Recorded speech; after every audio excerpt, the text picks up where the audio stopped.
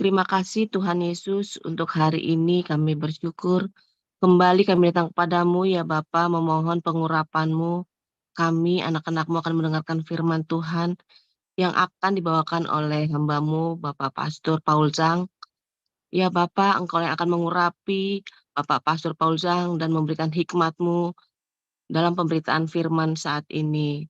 Kiranya Engkau juga yang memberkati para lektor serta kami semua Tuhan yang akan mendengar, baik yang ada di Zoom, di YouTube, serta yang akan mengikuti siaran ulang. Kami dimampukan untuk mendengarkan logos dan mendapatkan rema-Mu ya Bapa, serta menjadi pelaku firman-Mu. Terima kasih Tuhan, di dalam nama Yesus Kristus, kami sudah berdoa dan bersyukur. Haleluya, amin. Amin. Silakan Bu Neliana. Baik, terima kasih Pak Apeng. Salam Pak Apeng. Salam. Salam Om Dika. Salam Pastor Paul dan Bu Ana. Dan salam Bapak Ibu semua yang ada di Zoom dan di YouTube. Dan salam untuk saudara kami yang menonton kembali siaran kita ini. Puji Tuhan, kembali kita membaca firman Tuhan, kitab Yoel. Yoel yang pertama, ayat 1 sampai 20. Demikian firman Tuhan. Firman Tuhan yang datang kepada Yoel bin Petuel. Dengarlah ini, hai para tua-tua, pasanglah telinga, hai seluruh penduduk negeri. Pernahkah terjadi seperti ini dalam zamanmu atau dalam zaman nenek moyangmu? Ceritakanlah tentang itu kepada anak-anakmu, dan biarlah anak-anakmu menceritakannya kepada anak-anak mereka, dan anak-anak mereka kepada angkatan yang kemudian. Apa yang ditinggalkan belalang, pengerit telah dimakan belalang pindahan. Apa yang ditinggalkan belalang pindahan, telah dimakan belalang pelompat. Dan apa yang ditinggalkan belalang pelompat, telah dimakan belalang pelahap. Bangunlah, hai pemabuk, dan menangislah. Merataplah, hai semua peminum anggur, karena anggur baru, sebab sudah dirampas dari mulutmu anggur itu. Sebab maju menyerang negeriku suatu bangsa yang kuat dan tidak terbilang banyaknya. Giginya bagaikan gigi singa, dan taringnya bagaikan taring singa betina. Telah dibuatnya pohon anggurku menjadi musnah, dan pohon araku menjadi buntung. Dikelupasnya kulitnya sama sekali, dan dilemparkannya, sehingga carang-carangnya menjadi putih. Merataplah seperti anak dara yang berlilitkan kain kabung, karena mempelai kekasih masa mudanya. Korban sajian dan korban curahan sudah lenyap dari rumah Tuhan. Dan berkabunglah para imam, yakni pelayan-pelayan Tuhan. Ladang sudah musnah, tanah berkabung, sebab gandum sudah musnah. Buah anggur sudah kering, minyak sudah menipis. Para petani menjadi malu. Tukang-tukang kebun anggur meratap karena gandum dan karena jelai, sebab sudah musnah panen ladang. Pohon anggur sudah kering, dan pohon ara sudah merana, pohon delima, juga pohon korma dan pohon apel. Segala pohon di padang sudah mengering.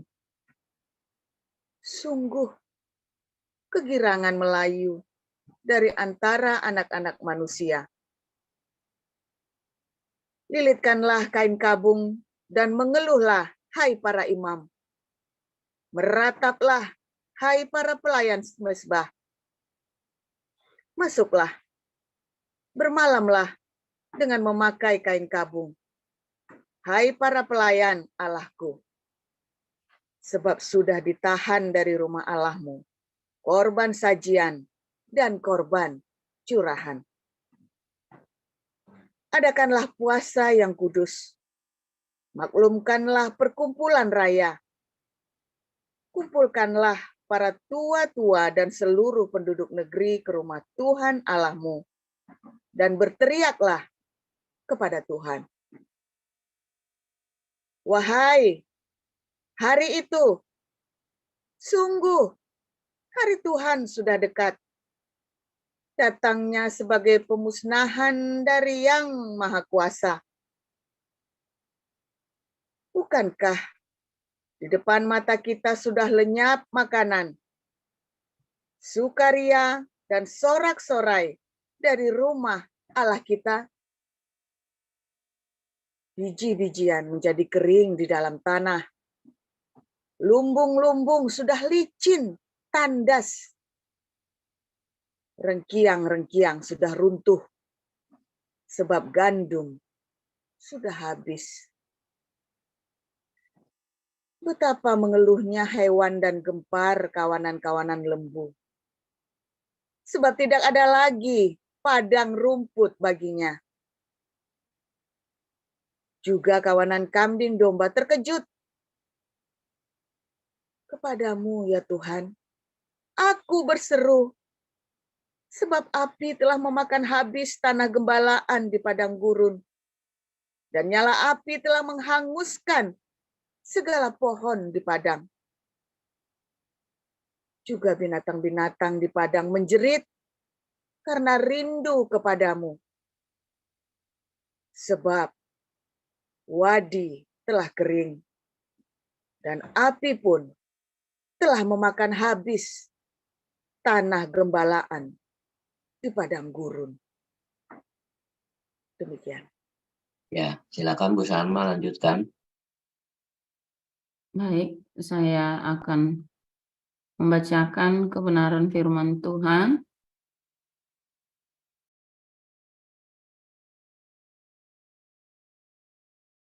Yang terambil dari kitab Lukas 11 sampai ayat 1 sampai 23. Beginilah firman Tuhan. Pada suatu kali Yesus sedang berdoa di salah satu tempat. Ketika ia berhenti berdoa, berkatalah seorang dari murid-muridnya kepadanya,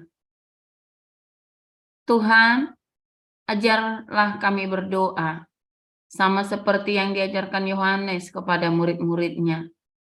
Jawab Yesus kepada mereka, apabila kamu berdoa, katakanlah, Bapa, dikuduskanlah namamu, datanglah kerajaanmu, berikanlah kami setiap hari makanan kami yang secukupnya, dan ampunilah kami akan dosa kami, sebab kami pun mengampuni setiap orang yang bersalah kepada kami, dan janganlah membawa kami ke dalam pencobaan.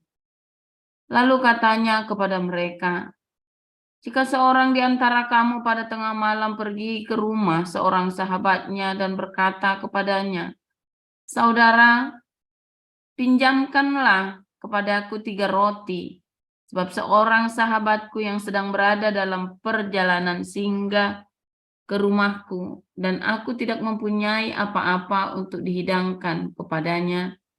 Masakan ia yang di dalam rumah itu akan menjawab, jangan mengganggu aku, pintu sudah tertutup dan aku serta anak-anakku sudah tidur. Aku tidak dapat bangun dan memberikannya kepada saudara. Aku berkata kepadamu, sekalipun ia tidak mau bangun dan memberikannya kepadanya karena orang itu adalah sahabatnya, namun karena sikapnya yang tidak malu itu, ia akan bangun juga dan memberikan kepadanya apa yang diperlukannya. Oleh karena itu aku berkata kepadamu, mintalah, maka akan diberikan kepadamu. Carilah, maka kamu akan mendapat. Ketoklah, maka pintu akan dibukakan bagimu. Karena setiap orang yang meminta, menerima dan setiap orang yang mencari, mendapat dan setiap orang yang mengetok, baginya pintu dibukakan. Bapa manakah di antara kamu, jika anaknya minta ikan daripadanya, akan memberikan ular kepada anaknya itu ganti ikan? Atau jika ia minta telur, akan memberikan kepadanya kalajengking? Jadi jika kamu yang jahat tahu memberi pemberian yang baik kepada anak-anakmu, apalagi Bapamu yang di surga, ia akan memberikan Roh Kudus kepada mereka yang meminta kepadanya. Pada suatu kali Yesus mengusir dari suatu setan yang membisukan. Ketika setan itu keluar, orang bisu itu dapat berkata-kata. Maka heranlah orang banyak. Tetapi ada di antara mereka yang berkata, ia mengusir setan dengan kuasa Beelzebul, penghulu setan.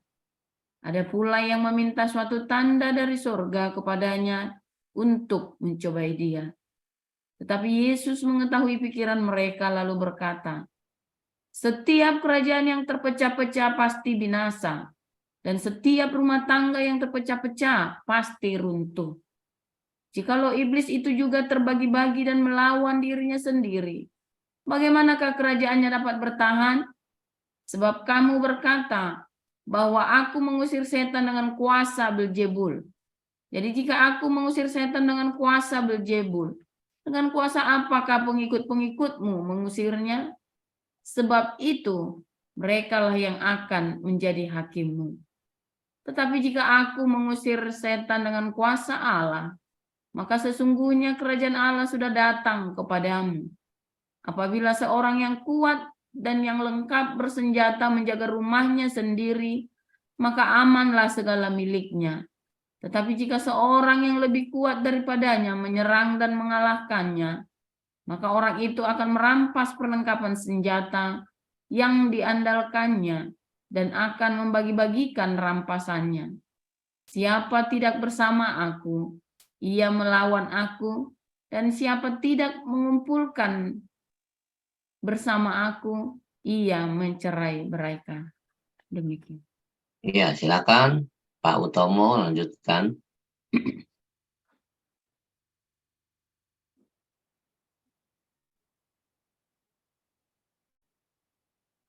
Ya, Pak Utomo silakan, suaranya belum keluar.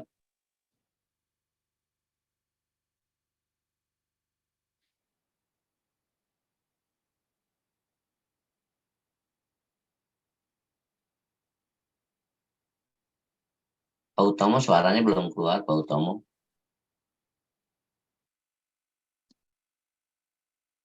Lukas pasal 11 ayat 24 sampai 36. Ya, silakan Pak Utomo.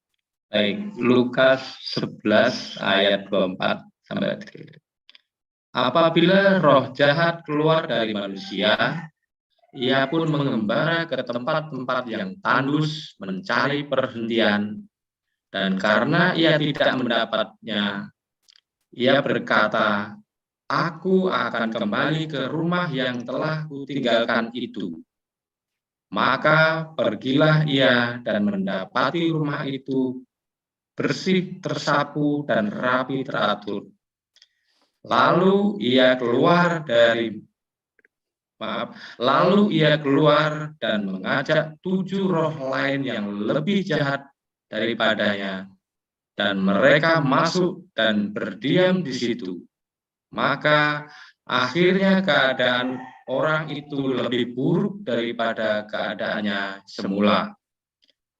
Ketika Yesus masih berbicara, berserulah seorang perempuan dan dari antara orang banyak dan berkata kepadanya, berbahagialah ibu yang telah mengandung engkau dan susu yang telah menyusui engkau. Tetapi ia berkata, yang berbahagia ialah mereka yang mendengarkan firman Allah dan yang memeliharanya. Ketika orang banyak mengerumuninya, berkatalah Yesus, angkatan ini adalah angkatan yang jahat.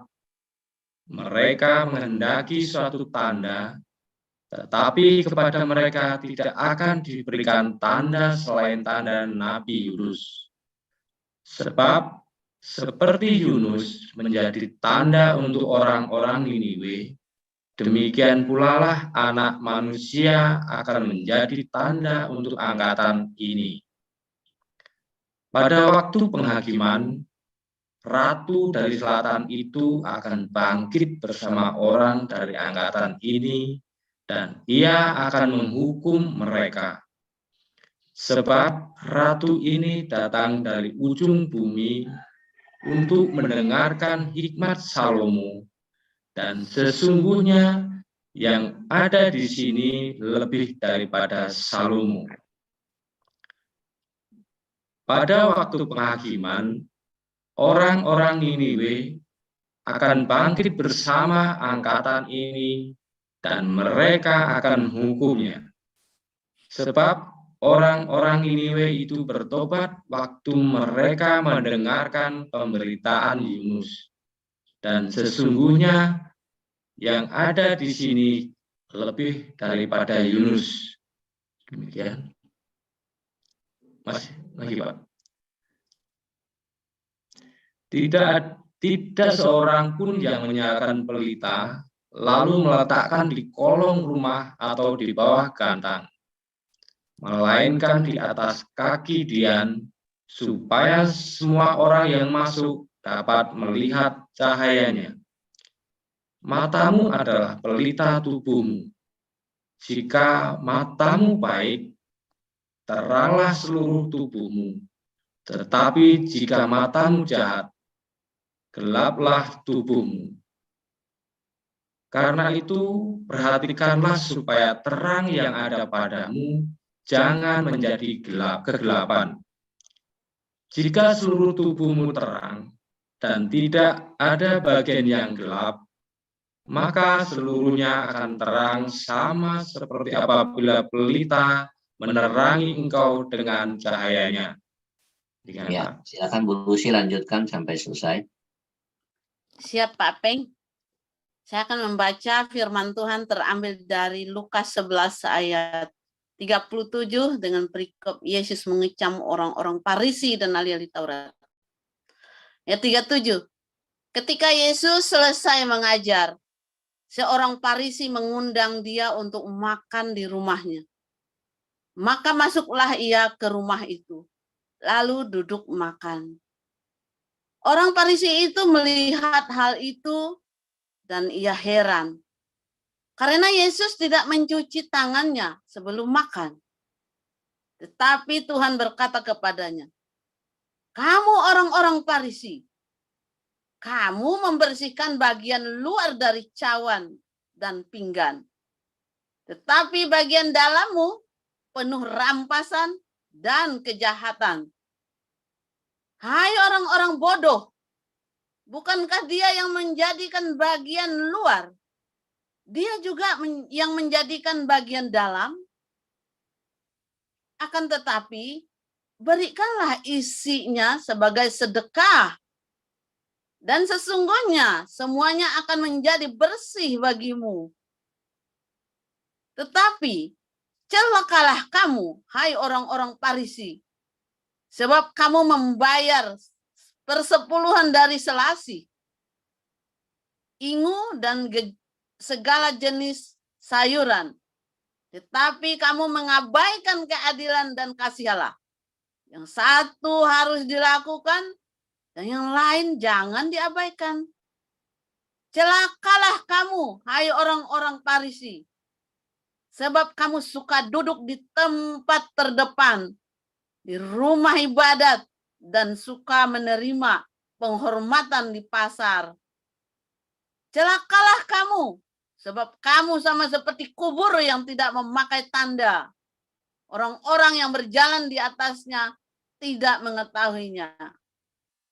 Seorang dari antara ahli-ahli Taurat itu menjawab dan berkata kepadanya, "Guru, dengan berkata demikian, engkau menghina kami juga."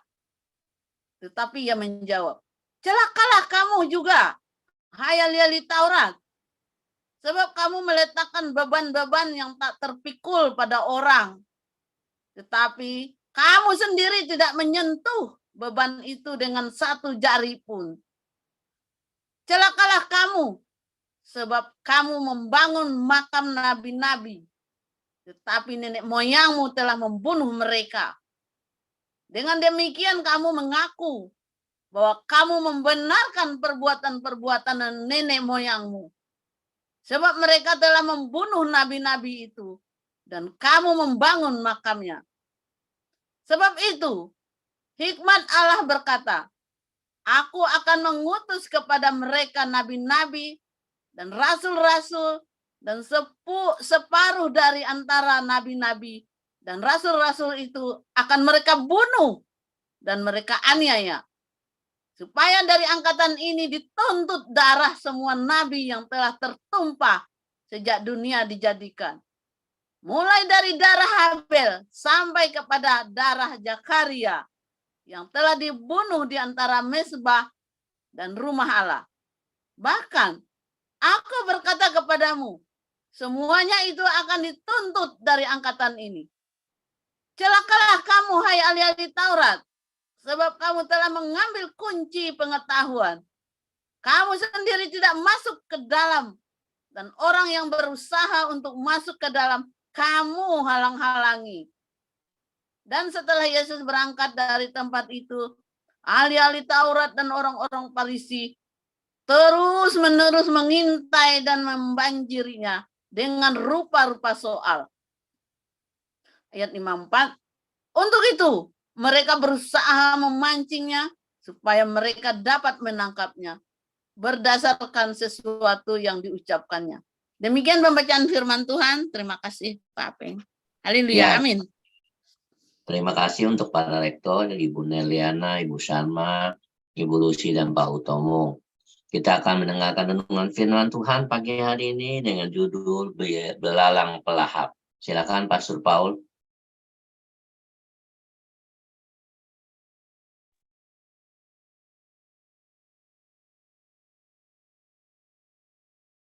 Oke, luar biasa. Tadinya mau kasih nama belalang kupu, saudara ya. Siang makan nasi, kalau malam minum susu. Luar biasa. Tapi kita kasih judulnya belalang pelahap saja. Saudara, kita baca satu lagi ya, Maliaki 3 ayat 10. Minta siapa, Pak Mulya atau Pak Yuda tadi? Minta tolong baca Maliaki 3 ayat 10. Ya, wah ini. Dilapin ya, nggak kelihatan.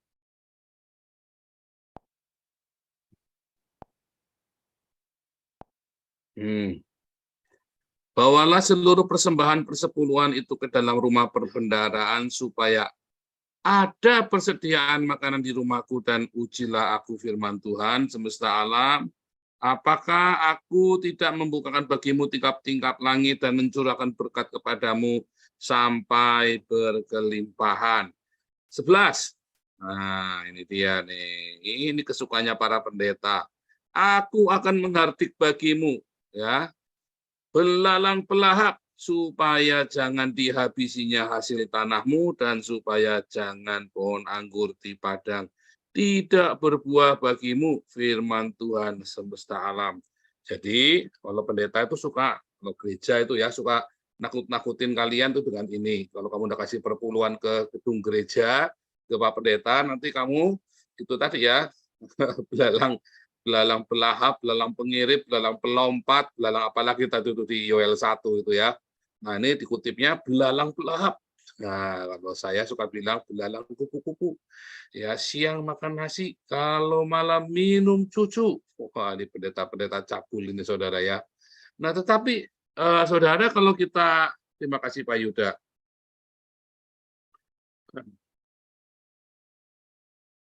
Ya.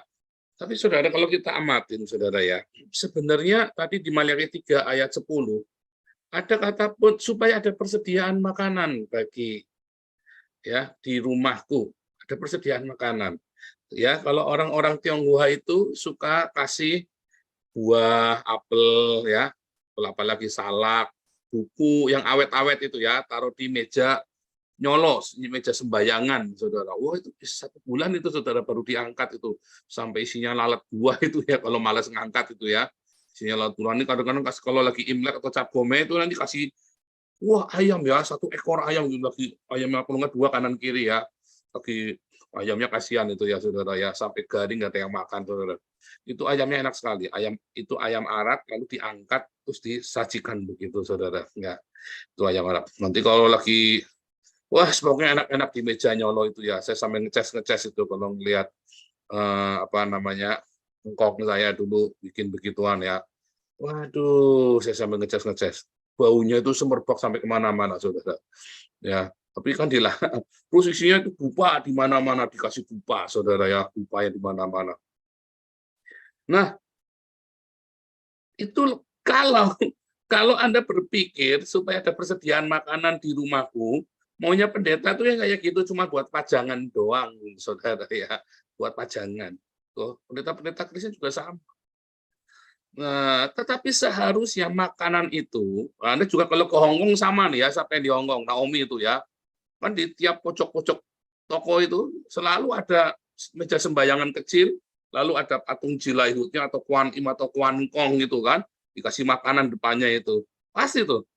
Ya. Kalau Singapura ada tapi jarang. Kalau di Hong Kong itu tiap sudut pasti ada itu. Nanti yang ngambilin siapa, saudara? Kalau di film-filmnya Jackie Chan, yang ngambilin Jackie Chan itu dulu, saudara, ya lagi lapar soalnya. Tapi memang sebetulnya ya ritual-ritual seperti itu dulunya itu memang untuk rakyat kecil, saudara. Karena dewa-dewa di surga itu enggak makan begitu dimakan, enggak begitu. Yang makan begitu ya orang-orang miskin, saudara ya. Nah, jadi sama di dalam ritual-ritual orang Yahudi maupun orang di tanah Kanaan, ya ketika mereka mempersembahkan makanan yang enak-enak itu di meja sajian di rumah dewa-dewa mereka, kalau Anda baca Kisah Rasul 15, dikatakan apa, saudara? Jangan makan makanan bekas berhala, saudara ya. Yang sudah dipersembahkan kepada berhala itu. Nah, kalau Anda melihat itu, saudara ya, sebenarnya itu bukan buat dewa-dewanya, saudara. Mau filosofi manapun, ritual manapun, ya kalau mereka memahami itu supaya dicuri sama anak-anak yang lapar itu. Pasti nyuri mereka kalau lapar, saudara. Mereka mengendap-endap lalu masuk ke kuil, diambil tuh dimakan karena lapar, saudara. Ya. Nah, suatu ketika Daud juga pergi ke Not, imam yang di Not itu ya. Tanya, kamu ada makanan? Ada, tapi kalau kamu tidak berhubungan seks dengan wanita, kamu boleh. Oh, kami lagi perang. Kita memang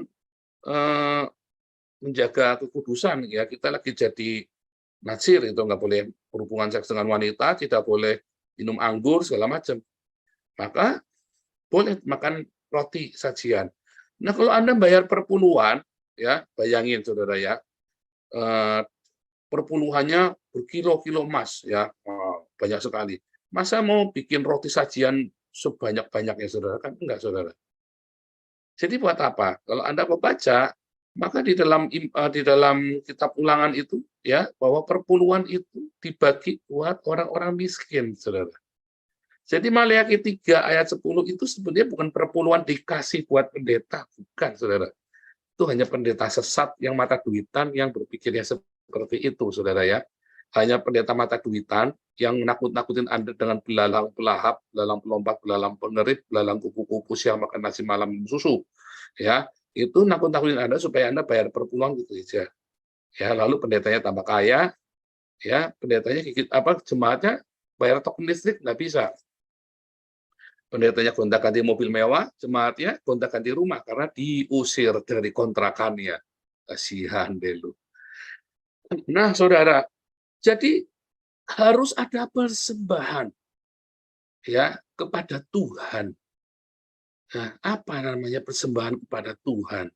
Tuhan Yesus mengajarkan dengan jelas sekali ya bahwa sedekahmu itu tadi ya, perpuluhan itulah jadi sedekah. Ya, karena perpuluhan itu digunakan ya untuk kesejahteraan umat, saudara. Tuhan ajari orang Israel ya supaya belajar mengelola. Sebelum ada koperasi di dunia ini, 10% itu adalah bentuk dari koperasi, saudara. Ya, setiap orang harus kasih 10%, setor 10% ke rumah Tuhan. Lalu rumah Tuhan itu mengelola untuk kesejahteraan umat, saudara. Nangkep nggak, saudara? 10% itu diberikan kepada bait suci, atau dulu kemah suci, kepada Musa, Harun, segala, supaya mereka mengelola itu. Anda kasih 10% kepada Damaris, lalu Damaris ini mengelolanya, saudara. Anda kasih ke Hagios Embun Pagi, lalu mereka mengelolanya. Untuk siapa? Untuk kesejahteraan umat dikembalikan, saudara. Nah, itu maksudnya. Itu kan koperasi juga seperti itu. Keuntungannya dibagi untuk rakyat. Sehingga tidak, itulah namanya jaminan sosial. Sebelum Belanda mengenal jaminan sosial, ya ada verzekering, ya kan? Ada outcaring dan verzekering, ya, saudara. Insurance dan tunjangan sosial, allowance, ya. Alkitab sudah mengajarkannya terlebih dahulu. Makanya gereja-gereja di Belanda yang bukan Katolik, ya, ya, semua perpuluhan itu dipakai untuk charity lagi, saudara, disumbangkan lagi mereka. Wah, kaya mereka, saudara, ya. Anda ingat Perang Dunia Kedua, ya, termasuk gereja Katolik. Nah, kalau dalam Perang Dunia termasuk gereja Katolik. Gereja Katolik paling kaya di seluruh dunia, saudara. Duitnya paling banyak. Makanya ketika terjadi kasus pedofilia di Eropa, ya, Romo-romo itu, pemerintah nggak berani ganggu, saudara. Sampai Paus Francis marah, ya. Wah, ngamuk Paus Francis. Ditangkap itu kardinal yang terkenal, ya, kardinalnya, terus ada Romo yang pakai peto emas, wah, ditangkap, saudara. Tetapi gereja Katolik itu membuka lumbung-lumbung keuangannya itu buat membangun Eropa, saudara. Gereja baik gereja Lutheran, gereja semua gereja itu kaya, saudara. Dan itu dipakai untuk membangun Eropa, dan sistem allowance itu belajar dari gereja. Tidak ada orang miskin di Eropa, nggak ada, saudara. Serius, saudara. Kalau yang miskin itu dari Eropa Timur yang ilegal kemari, atau orang Arab yang ilegal di sini, saudara. Kalau kamu legal di sini, tidak akan miskin. Sak miskin-miskinnya saya, saudara, ya, sak miskin-miskinnya saya, ya punya rumah, saudara, ya, nggak mungkin sampai keleleran. Sak miskin-miskinnya saya pakai baju, nggak mungkin saya lontang-lantung di jalan kedinginan. Sak miskin-miskinnya saya, pasti saya pakai sepatu hangat.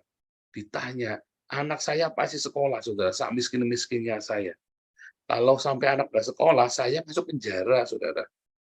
Dimarahin, berarti kamu orang tuanya nggak benar, kamu rese, orang kamu diapain anakmu itu. Oh, dimarahin, saudara. Lawang kemarin anak saya bobotnya naik sedikit saja, saya bilang, oh iya itu karena kurang gerak itu. Wah, dipanggil sama psikiater bolak-balik, ya, dikira anak saya stres, saudara. Cuma bobotnya naik, itu namanya lagi puber. Oh, lagi puber kan bobotnya naik, saudara. Di mana-mana, coba sampai lagi puber malah tambah habis. Ya, lagi puber, kalau laki-laki lagi puber kurus. Kecuali laki-laki ini ada setorannya, saudara, ya, pasti tambah gemuk, hati-hati, ya. Kalau Anda punya anak laki-laki lagi puber lalu tambah subur, ya, waduh, Anda harus hati-hati, saudara. Ya, ada setorannya itu. Simbiosis, apa namanya, simbiosis. Metabolismenya lancar tuh, berarti itu, hati-hati, saudara. Tapi kalau anak perempuan, ya, kalau dia lagi puber, ya pasti dia, saya dipanggil bolak-balik, saudara, sama anak dia, suruh ke psikiater ini segala macam. Nah, kita nggak ada masalah di rumah, kita bingung, saudara, ya. Lalu anak saya kan ya biasa kan, karena pengen nyoba, pengen tahu, itu kan barang baru buat dia kan, konsul psikiater apa segala macam. Apa jangan bilang begitu, bilang iya ada masalah. Loh, ini kalau ada masalah nanti papa dimarahi, enak aja kamu. Ini kira bapaknya nggak bener kamu. Aduh, anak ini biasa jadi perhatian. Ya biasa lagi bukan ada saja. Apalagi di sini psikiaternya gratis, saudara, ya, dia seneng. Musuhnya akhirnya dia kasih fitness gratis, apalagi renang gratis. Waduh, akhirnya ya tetap dikasih, saudara, coba bayangin. Itu perpuluhan gunanya, saudara. Mulai dari 10%. Lalu ada persembahan tatangan, persembahan apalagi macam-macam. Saya nggak mau suruh Anda perpuluhan, saudara. Tapi memang perpuluhan itu adalah awal. Anda nggak mungkin bilang, oh, saya sudah 100%. Tetapi kamu sendiri tiap bulan, ya, nggak pernah menabur, saudara. Semiskin apapun.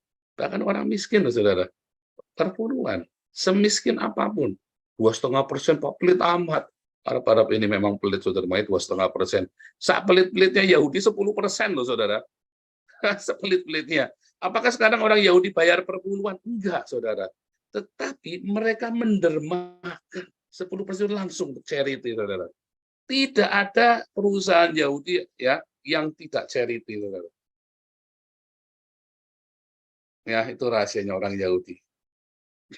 Dan selalu ada dulu saya pernah bilang, ya, saya sering bilang, di kampus di Haifa itu, ya, setiap kelas di 4 sudutnya ada tulisan "There is no poor among us."